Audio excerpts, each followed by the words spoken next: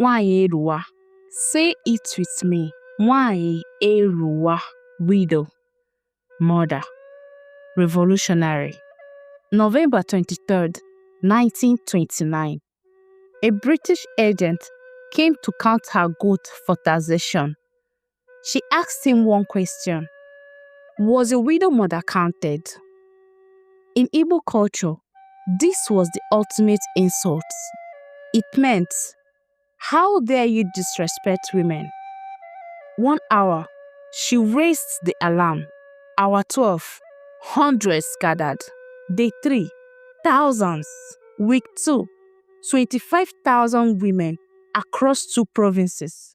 One woman's refusal became the largest women uprising in colonial African history. The British shot 50 of them. The women didn't stop. They won. Her story makes me cry every time I tell it. Full story on my channel, Aba Women's War. You will never forget her name. Never.